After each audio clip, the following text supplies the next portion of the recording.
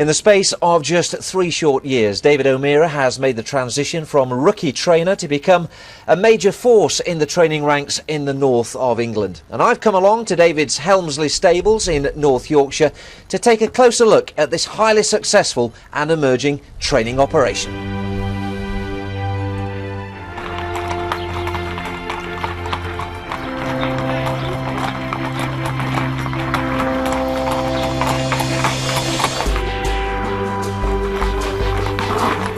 Grab them all, guys.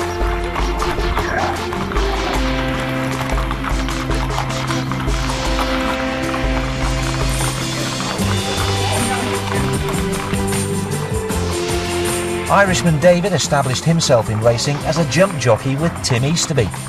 But it's as a flat trainer that he's truly excelled. In just 3 short years, he's become one of the brightest young talents in the training ranks. We had quite a few winners quite quickly, and we started to get inquiries, so we have a much bigger number now, which and with it brings some better horses. We didn't expect it to get as big so quick when we started. All we wanted to do was sort of try and win what we had, but it's been really good.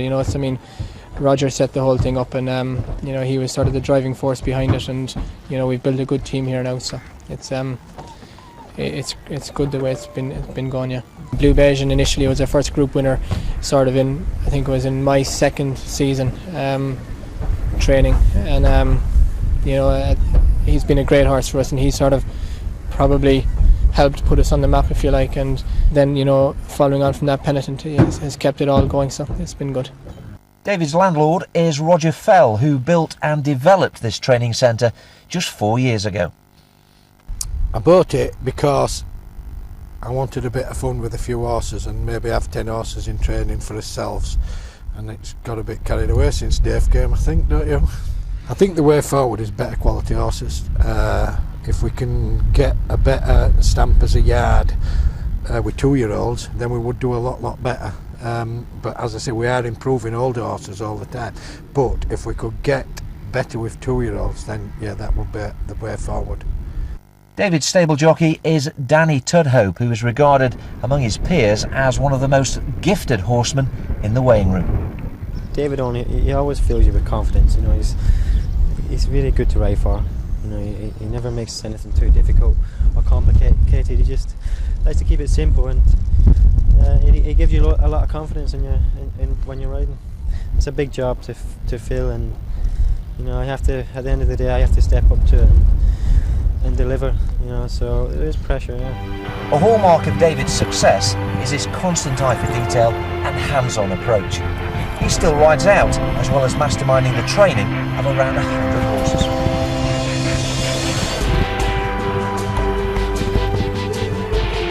The close proximity of the gallop and canter to the stable yard leads itself to a quick turnaround. In fact, by 7:30, David's already sending out his 3rd lot.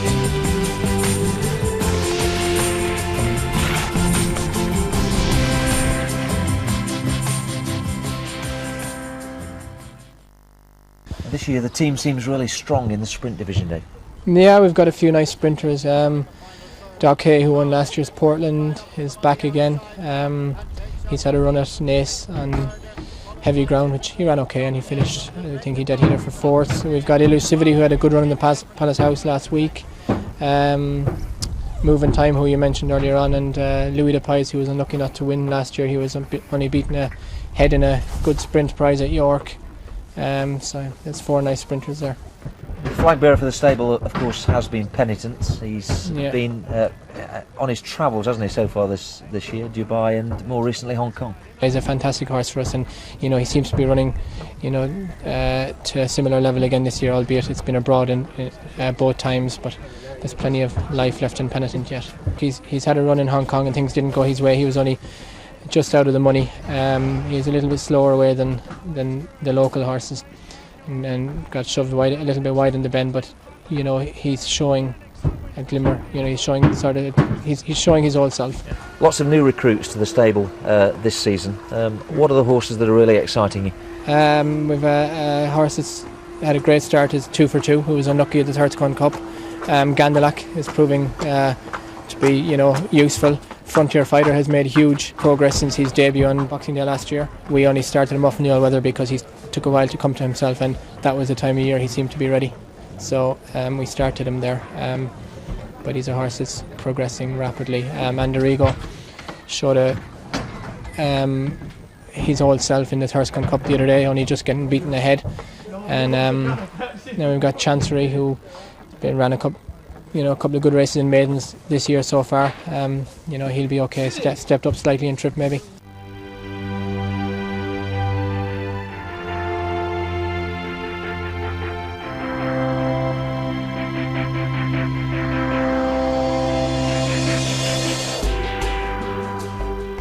You had your best season last season. As I said, it's only been 3 short years. It looks like already, the way you've started this year, that you're going to be beating that tally.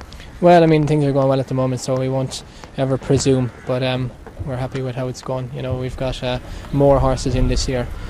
We kept a team in for the all-weather during the winter, and the horses for the turf season have hit the ground running, which is good. If there is a race you could win this year, and a horse you could win it with, what would it be? If there is a race I could win, no particular race. I'd like to see Penitent win a nice race. Yeah. And probably some success at Royal Ascot. That would mean an awful lot to you. Yeah, that would be great. Yeah, we'll keep trying. Winners continue to flow from the O'Meara yard on almost a daily basis, but the likes of Penitent, Move in Time and Doc Hay should keep this dedicated young trainer in the Premier League of flat racing this summer.